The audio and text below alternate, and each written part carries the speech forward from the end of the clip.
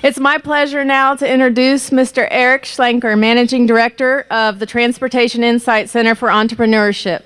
Eric joined our team in 2014 and has since worked passionately to continue to grow and strengthen the center's initiatives in helping students and alumni launch in successful businesses, including a student accelerator program, the Dale Tweedy Mentoring Program, the Carol Moore McLeod Entrepreneur Summit and Pitch Your Idea Contest.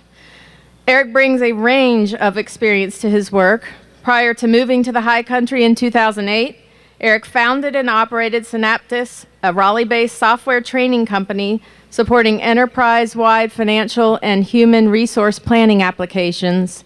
He worked 11 years at Intel Corporation, where he managed a decentralized team to coordinate and synchronize marketing and branding strategies with top PC manufacturers worldwide, and perhaps most notably, he managed the market development team that launched and coordinated the Intel Inside brand campaign in the United States, European, and Asia Pacific markets. Please join me in welcoming Eric to the podium.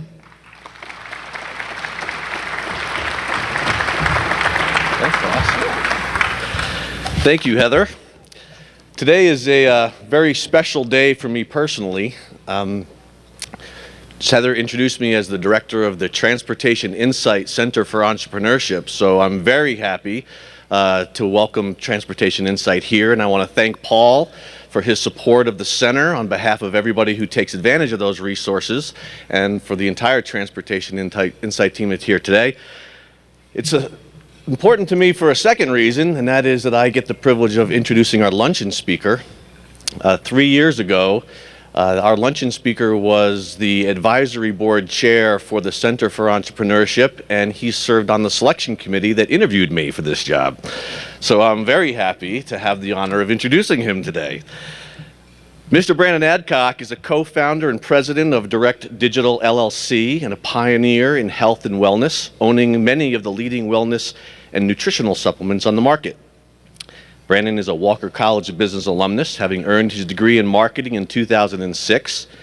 As a student, Brandon was an Appalachian Student Ambassador, Walker College of Business Holland Fellow, and a member of Phi Eta Sigma and Omicron Delta Kappa. He was named one of Charlotte's 40 under 40 in 2013, and in that same year, Brandon and his wife Erica were awarded the Appalachian Young Alumni Award, which if you have not pulled that video up on the alumni site, you need to do that. It's worth seeing. Brandon now serves on Appalachian's Foundation Board of Directors and still serves as the chair of the Transportation Insight Center for Entrepreneurship Advisory Board. So please join me in welcoming Brandon Adcock.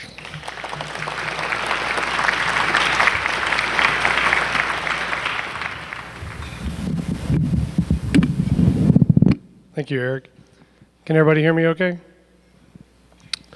The bio sounds a little better than it probably should. Sounded a little pretentious. So I want to thank Eric for the great introduction. I'm honored to follow Paul today, to kind of even be considered in the same sort of event as, I'm honored to. I'd like to thank Dean Norris for asking me to speak. It's funny. She actually helped me edit my speech when I was a student speaker for the Walker College of Business. So for her to ask me at graduation, so for her to ask me to speak now, I thought it was funny. So when she called, she said, "We'd like for you to be the speaker." And I was like, "Okay, I think I can handle that." I was like, "What would you like for me to talk about?"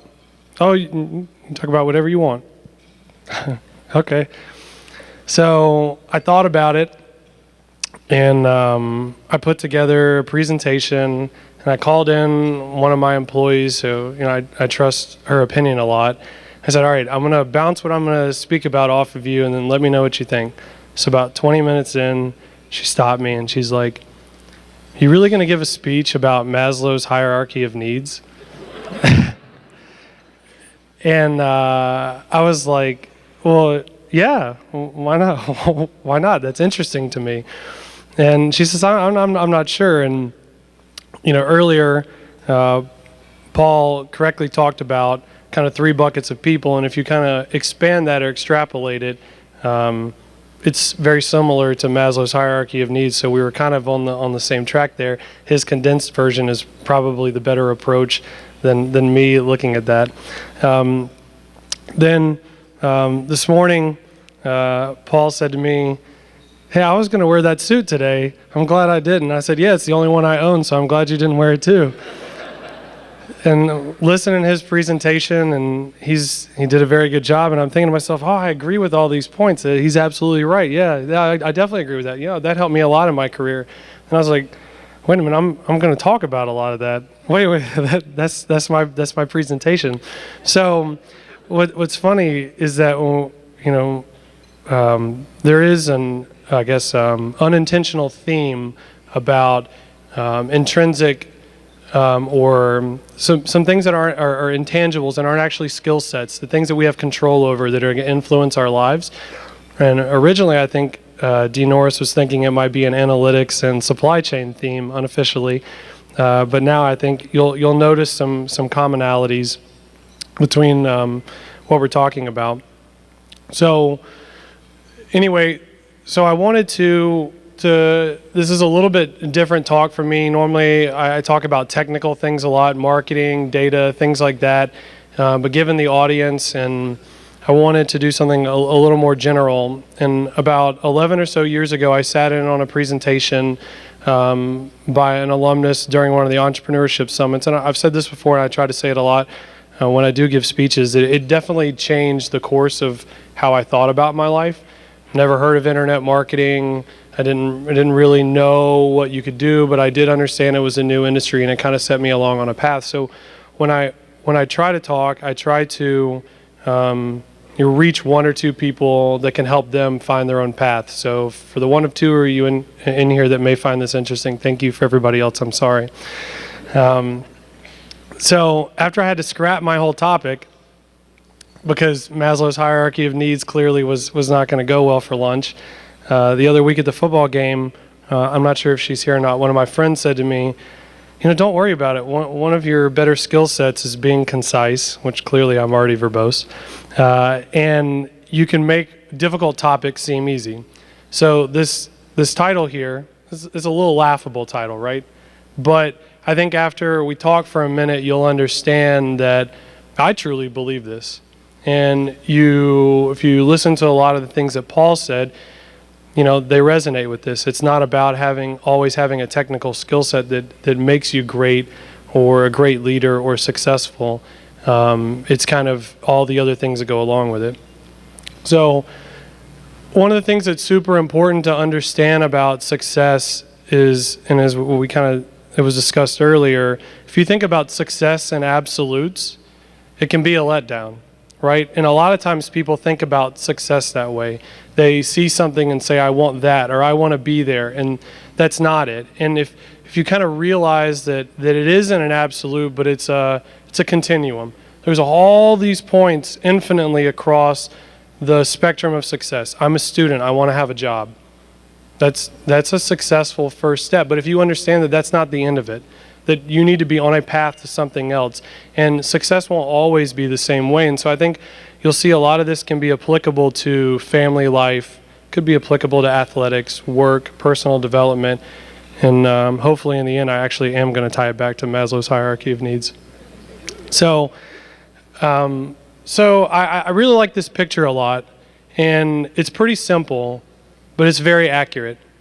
So let's take the left one for a minute. That's how most people view success. You know where you started, and they see where you are at that point in time, whether it's the ongoing point or the finishing point. They don't really know everything else in the middle. And that's true kind of for everyone. So let me frame kind of my life and why some of this makes sense, and maybe why you should even listen to me. So if we take the left picture, let's say the first point is 10 years ago. So 10 years ago, I was the student speaker for the Walker College of Business graduation. I had no job. I didn't know what I was going to do. I thought I had done all the right things. You heard Eric read my bio.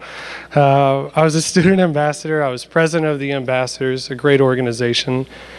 I had good grades, I was Holland Fellows, and I kind of did everything you're supposed to do.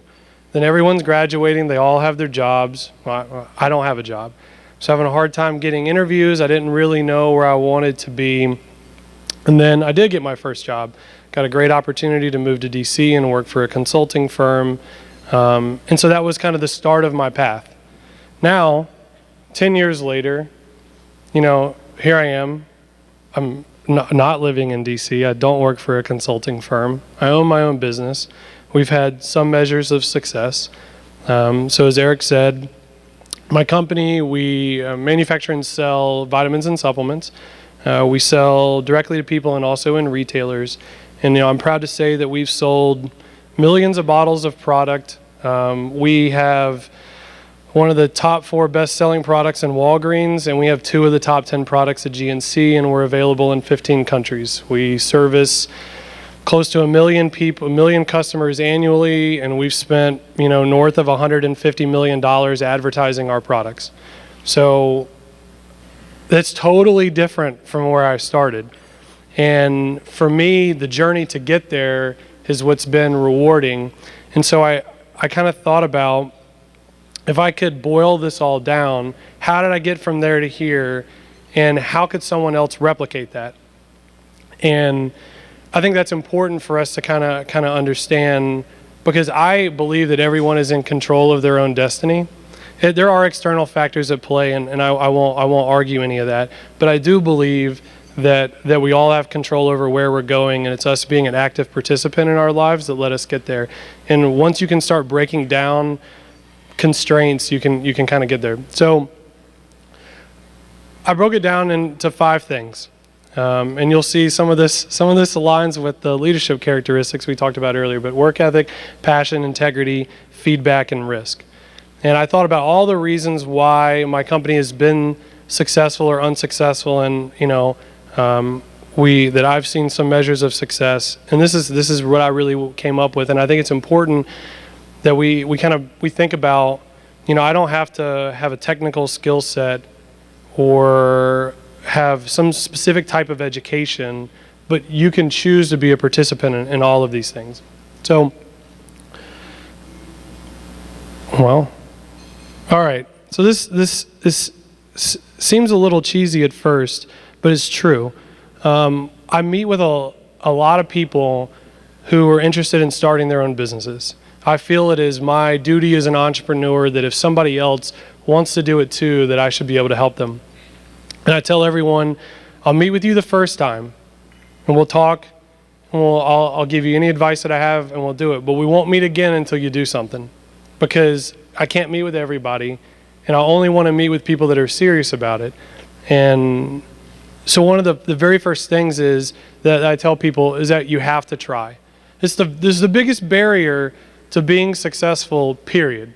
And it's so simple, but it's totally true, whether you want to start your own business or you don't. So if you have an idea and you're always on the sideline saying, well, I could do that, or, well, if he can do it, I can do it. That's said by someone that doesn't try, right? And one of the biggest failures is never putting yourself out there or trying. And that's why I always tell people that if you think you have an idea, do it.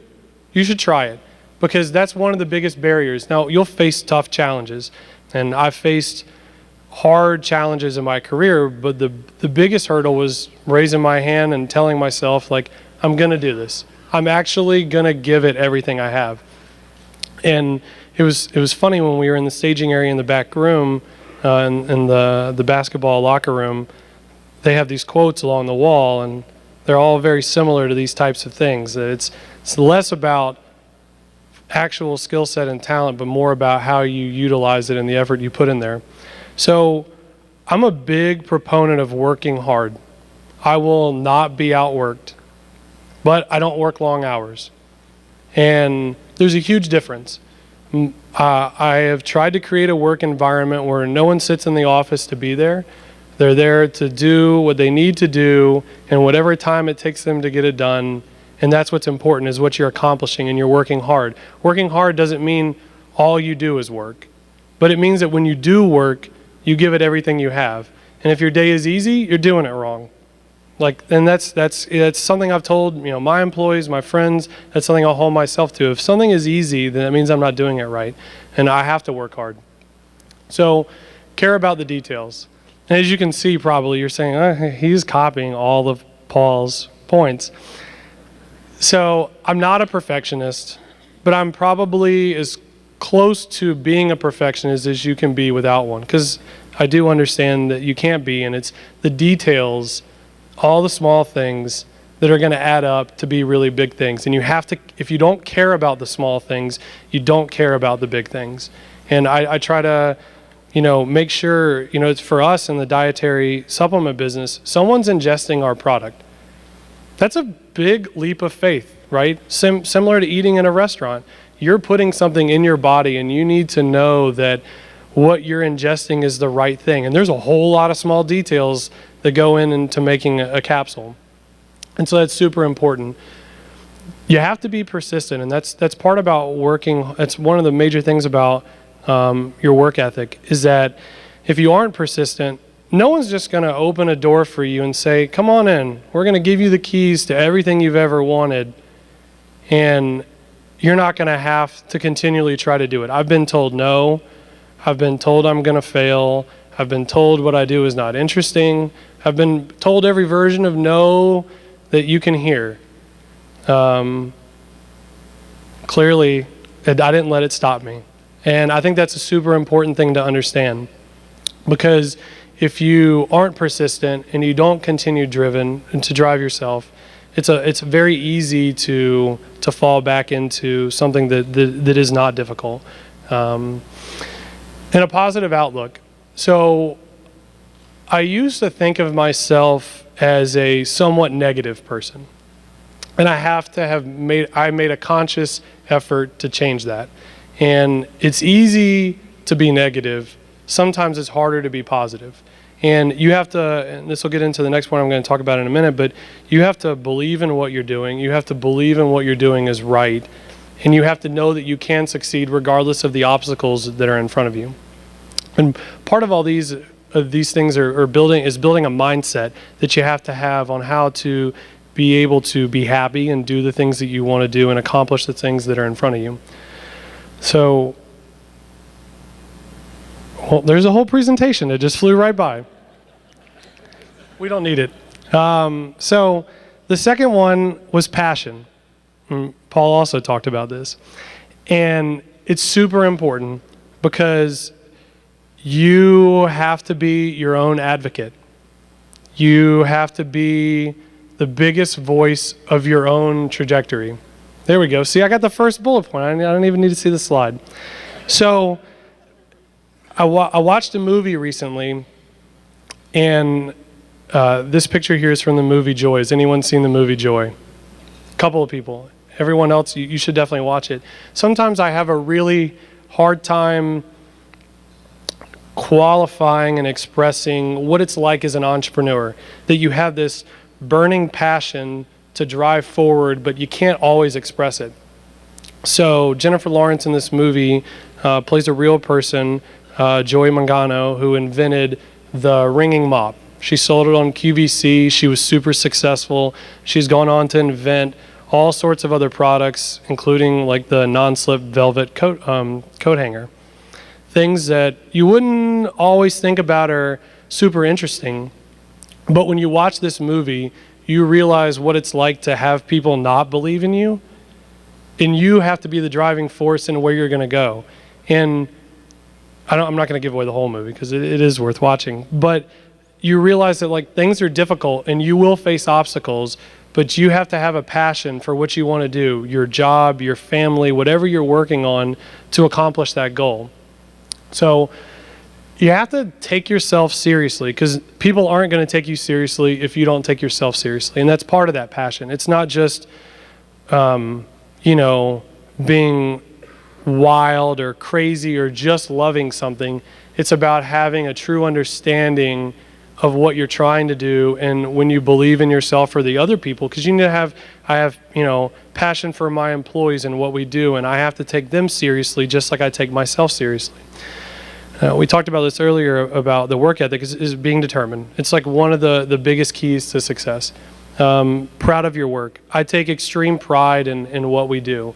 And the moment that you take pride in what you do, small or large, you will start developing a finished product in your life, your work, with your family, that's super valuable. Finding a way to fuel your passion. This is super important because it's easy to lose it over time, and I fall into it too. You can get sidetracked, you can get swayed by outside influences, and sometimes it's important to continue to fuel what makes you you. And everyone's going to be different, whether it's outside interests or exploring and traveling, trying new things to be successful. Even if you're not starting your own company in a role, if you know that you really like problem solving or you really like new experiences, if you want to be a really good employee at a company, you also need to overcome all of these things. And to dream. So this is something that I wasn't good about earlier in my career, and I've tried to become better about, because if you don't have an end point of where you want to go, it's hard to get there. And I'm a huge proponent in visualization. So I have a friend who is a retired football player, and there was a gap between when he retired. He'd probably be embarrassed if I was telling the story, but between when he retired and when he kind of hung it up, on Sundays, he used to go into a dark room and visualize his entire football game because he was staying prepared for when he might get that call again. And it's a prime example of, if you believe something and you think it and you focus on it and it drives you, you'll get there.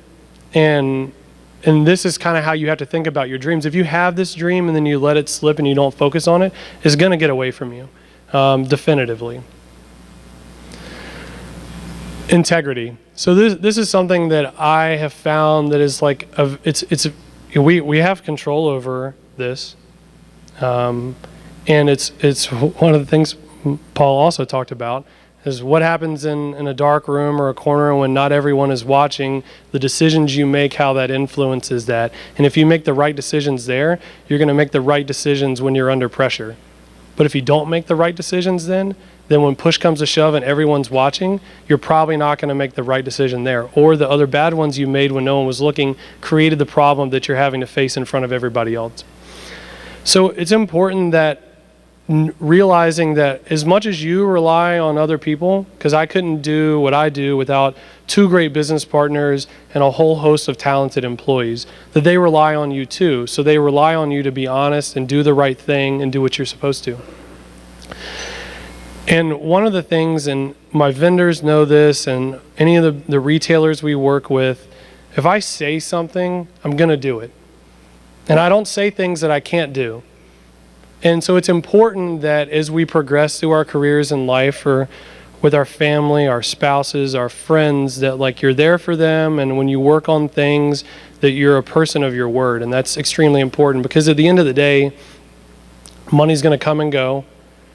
Your business may flop in the future, but you'll always have your word. And if people understand that and realize that, then you can accomplish things, and people will always take you seriously if then they can count on what you're saying. Do things for the long term. There's a lot of times, especially in our industry that is partially regulated, but not as much as pharmaceutical industry, that there is a lot of short-term opportunity. And our business model is to stay away from that. We don't do that. Maybe we could make more money than we are now, but if I can't do it in 5 years, I don't want to do it. And it seems like that may not tie to integrity on the surface, but it does, because the things that we do now should be leading to the things that we should be doing in a few years, and we should want to do things that are meaningful and impactful for the long term. And goes along with that is not cutting corners, and that goes back to the decisions we make when people aren't looking and doing the right thing, because when you cut one corner, you're going to cut another corner. Then you're going to cut another one, and then all of a sudden there's no corners left, and what you've built isn't stable, and that's important. Feedback. So this could be switched with compromise.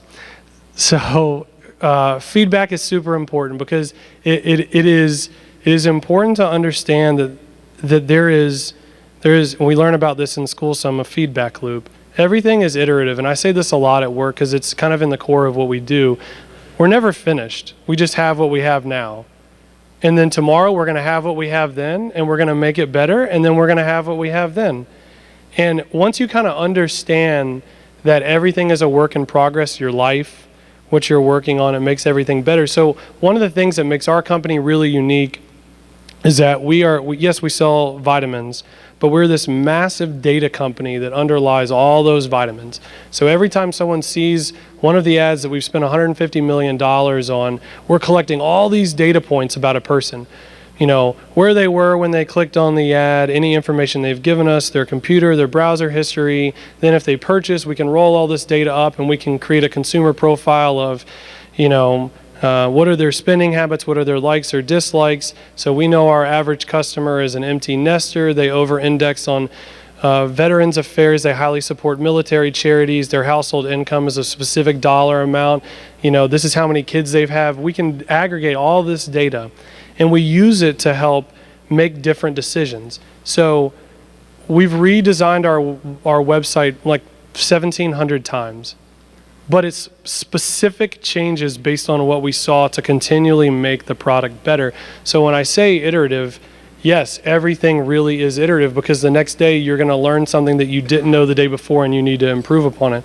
But the moment you think something is complete is the moment it will start to fail. This is something, and it's taken me a long time to kind of understand this, but especially in group dynamics, and it's something, you know, when we started the company, it was myself, my two partners, and 2 employees. So there wasn't a whole lot of feedback that was being shared and given. It was like, we're going to do this, and we did it. But as you start adding people to your collective, feedback is a really interesting topic. Most people are not good at giving or receiving feedback. Everyone thinks they are, but virtually, including myself, no one is very good at it. And we try to spend a lot of time on this at work about learning how to give people constructive feedback that doesn't tear them down. And everyone wants to feel valued. Everyone wants to feel like they're contributing to something. And you can give the exact same message one way that is completely glossed over by someone because you phrased it wrong. Or you could change the message slightly and all of a sudden you uplifted a person. Conversely, it's really hard sometimes to receive feedback. I've been given all sorts of harsh criticisms in my career. I probably don't have to do this, but I purposely keep facial hair so I look older. It's hard to be in a meeting sometimes. I remember the first time I went to GNC, I was 25 years old, and I'm pitching them on why they're going to need to spend millions of dollars on my product to carry it. I was probably the first 25-year-old they've really had pitch product. And so I had to listen to the feedback they were going to say and be able to absorb it. But we all have a hard time with it sometimes. And once we cannot kind of overcome those barriers and understanding of how people want to give us feedback, it's a super important topic.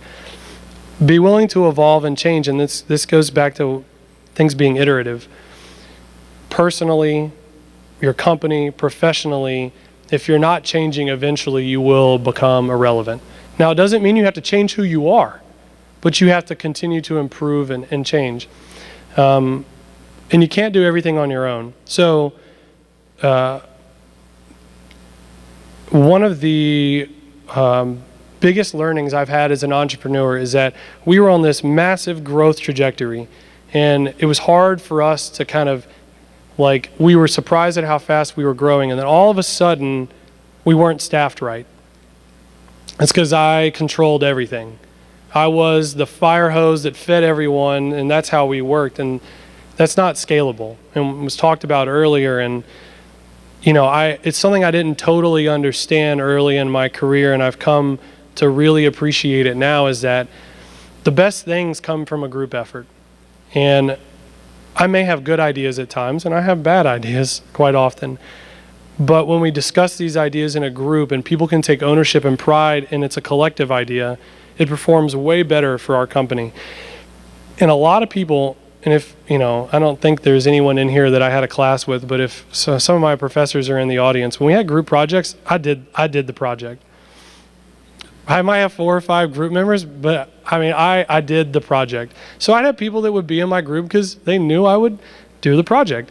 And I worked hard on it, but I had to control it. And it's something that took me a long time to learn. But once we kind of all can acknowledge that we can't do it on our own, we'll all be way more successful. So risk. This is an interesting concept. And it's something that I have historically not been very good at. One of the things that has been the biggest revelation for me and allowed me to kind of grow is to understand I can fail, and I can fail regularly. Now, I gotta be right more than I'm wrong, and my failures have to sum up to be less than my successes. Otherwise, we have a problem. But I am not scared to fail. I'm giving a quasi-motivational speech right now, so it's real possible it's tanking. And this is one of those ways where you have to be ready to fail. When I at the time, in 2008, I was working for Lowe's Home Improvement. I managed a large marketing budget for them. I got paid pretty well, and I thought I was smarter than I really was. I guess I was decently smart, but I definitely thought I was smarter than I was. And so my annual review was up, and I really pressed my managers for a raise. And ultimately, I didn't get the raise that I'd wanted.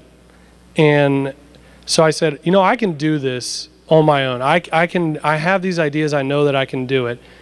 And so I was like, at the time, well, I don't have a family. I can probably try. It'll be okay if I fail. Like, if I fail now, I can probably go back. So I'm glad that I got passed over on a $5,000 raise and ultimately put me on the trajectory that I'm on. But I didn't realize what I was saying to myself then that I know now, that it's okay to fail. So recently, being in the supplement industry, we have access to, or as a company, all major ingredients maybe before they're in other products or before other companies have it. And I try to stay in shape. I try to lead a healthy life. And so one of the things I said to myself 2 years ago was that, okay, I'm going to make a pre-workout supplement that I want for myself. I'm not going to sell it to anyone. I want to make it exactly how I would do it if I wanted all the best ingredients that are going to give my body exactly what it needs. So I put it together, and I used it. I loved it. It was perfect for what I wanted, and I took a lot of pride in it. So I pitched my partners, hey, we really need to commercialize this. I think we can do a way better job than all the sports nutrition products on the market. Let's put a lot of money behind it. And they're like, well, maybe, we should just order a little bit of inventory. No, it's going to be a huge success. Let's start with $1 million in inventory. We'll buy it. We'll be good. We'll sell it. It didn't sell very well. It was a great product. It worked well. The people that used it loved it, and it's fit a specific need. But 2 years later, I had to literally throw into the trash $500,000 worth of product. It was one of the most frustrating things I've ever had to do, knowing that A, it could have been avoided if I ordered less inventory. B, it could have been avoided if it was successful. But at the end of the day, I knew that that it was okay, because had it been successful, it would have been wildly successful, and we would have made like a lot of money on it, but we would have also filled the need for the market, and my read on that would have been correctly. Conversely, 4 years ago, we launched a product that we don't really put any marketing behind, and we sell like $10 million a year in it. We took a risk on it, made a lot of product, and so I say this because it's perfectly fine to fail. And once you're okay knowing that, like, yeah, you're going to fail, but the people that judge you for failing are the people that won't try. And once you understand that, you don't care at all what everyone else says when you fail, because it's like the people that are going to lift you up or support you are the ones that know it's okay to fail. And they've either been there, they've done that, but they can respect it. The people that won't are the ones that don't understand it at all. So the other thing to think about risk, and it's an important thing, is that it's a huge magnifier. So let's take the lottery for the example. There's no work that goes into the lottery. You're going to buy a ticket, you're going to spend $1.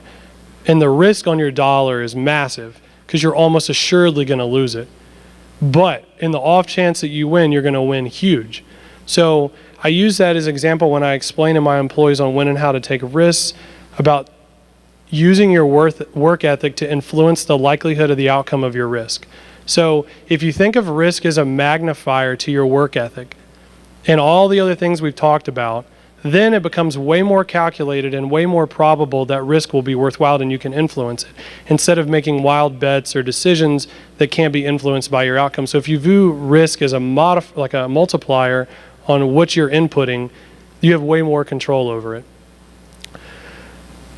All of the things that I have been happy with in my life, the first time I asked my wife on a date, the first company I started, my first trip to go to the Congo, all these things that have influenced my life, huge risks, right? Like nothing scarier than when you really like someone and you're scared to ask them on a date. Nothing scarier than starting your own business or all these other things. And when you realize that if you're willing to put yourself out there, when those risks do hit, those will be all the things that you really ever wanted. But it is important to have a risk tolerance. You do have to know your limits, and that's something I've learned. Because I went from not having any real risk tolerance to not being willing to do it, to being willing to make bigger bets than I probably should have. Earlier on in my career, we were buying advertisements that maybe were worth 5 or 6 times what I actually had. It was a little risky. Luckily, they panned out, and I was okay with it. And at the time, those were the right decisions to make. But this is something you have to develop over time. So let's bring this all back together for a second. So when we think about how can I be successful in my personal life, or in work, or whatever it is that you want to try to accomplish, this is what I firmly believe has led to why I've achieved some measure of success. I've worked hard.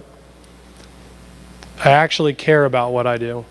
So we've all been to a restaurant or a retail store, and maybe you were shopping and you were standing there and someone didn't help you for a minute, then they didn't help you. Then you realize they're on their phone or doing something else. They didn't care you were in the store. Sometimes we only view that in lower wage jobs, but that carries across all facets of life. There's executives at companies that don't care. There are mid-level workers at companies that don't care. And once you actually care about what you do, and it seems so simple, and it is, but you'll totally change your trajectory once you care about what you're actually working on, your schoolwork, athletics, whatever it is. Help others. So I firmly believe in this. I've got some of my best ideas when I was doing something that was unrelated to me. And if you pay it forward, I believe continually you're going to get it back tenfold. And so it's important for me, whether or not our companies, doing something like we're going to take a day off and we're going to go frame a house for Habitat for Humanity, or we're going to serve Thanksgiving dinners to homeless kids, or I'm going to encourage my employees to take vacations to do service projects, or I'm going to go take a month out of my summer and I'm going to go to the Congo and I'm going to do work there. And when you help others, good things happen to you, but it helps you evolve into who you really want to be. This was by far the biggest thing I had to overcome. Part of it is maturity and age, but when I was young, I thought I knew everything. You couldn't tell me anything. I can remember I was probably the worst employee that you could have.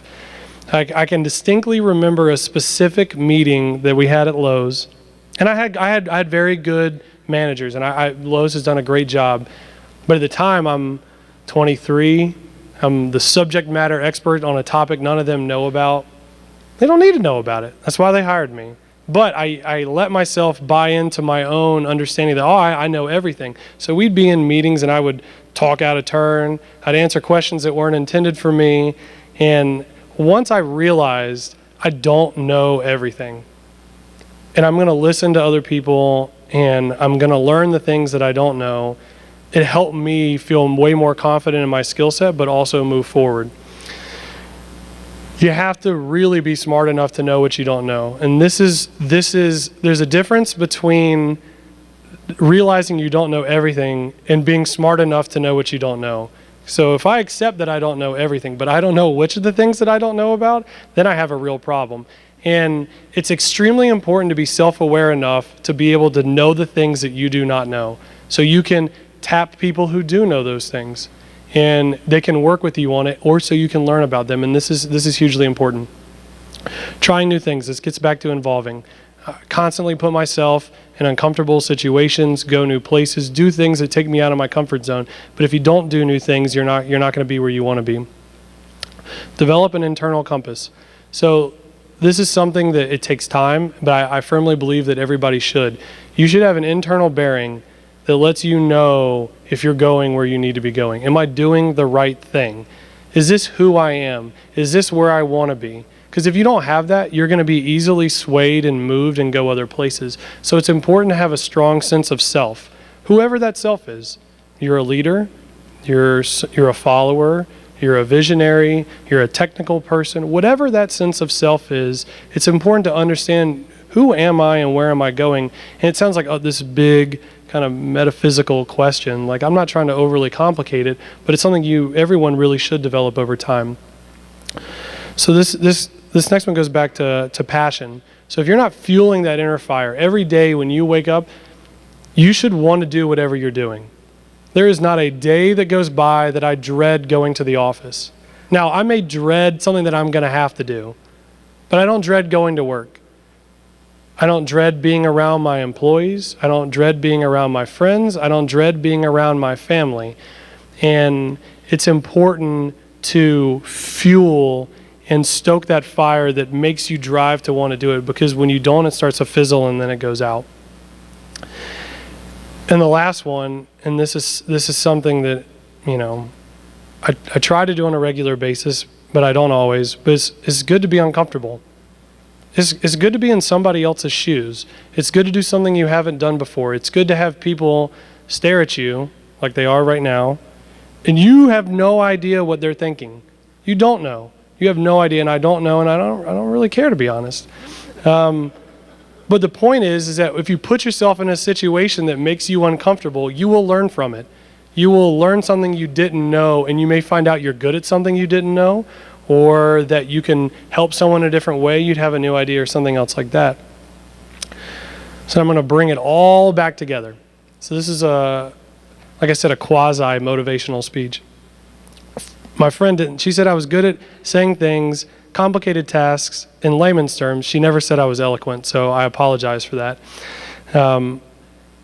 So one of the things I've learned in my career, and it's short, I'll acknowledge that. Hopefully it's much longer, but I've learned that there isn't anything I can't do. I don't have a roadblock in front of me that tells me what I can and can't do. And I learned that I didn't have that by achieving measures of success. And by achieving those measures of success, I take pride in what I do, and I'm driven by things that I wasn't earlier in my career. So when I started the business, it was money. That's what fueled me. When I started my business, I had $6,000. If I was going to fail, I was going to go out in a burning blaze of, glory, and that would have been it. So it was money. That's what fueled me. I want to have a nice house. I want to have a nice car. I want to be successful. I want to do these things. But none of that really motivates me like it did before. And part of that is because I've learned that the things that are interesting that make me feel fulfilled are trying new things and accomplishing things. And part of those are all measures of success, and it drives you differently. And I became way happier. And if you think about you wanting to be happy, if you're controlled by absolute milestones and success on how you define your happiness, you will never be happy. There is never enough money. There is never a nice enough car. There is never enough of anything, because once you have it, there's always something else. There are people in this room that are far more successful than I am. There are people in this state that are far more successful than the person that's more successful than me that's in this room. There's plenty of people that have way more money than all of us combined. There will always be someone that has more. But if you use your successes to drive you to understand who you are and what drives you to be happy, it'll let you do whatever you want to do. So I just gave you a speech on Maslow's hierarchy of needs. which I was told would tank. And this is not the original speech.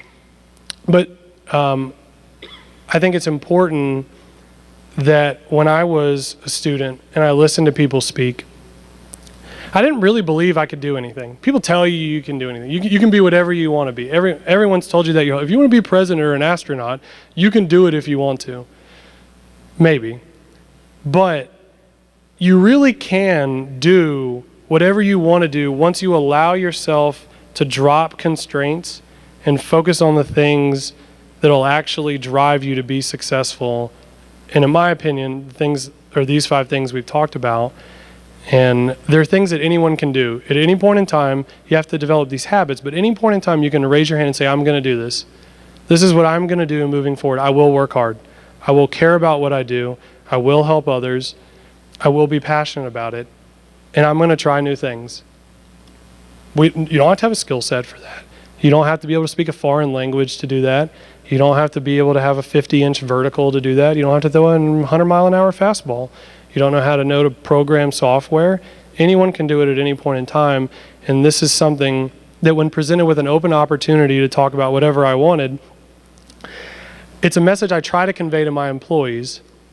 And so I thought it would be relevant for me to try it here first before I give the same speech to my employees. So anyway, thank you guys.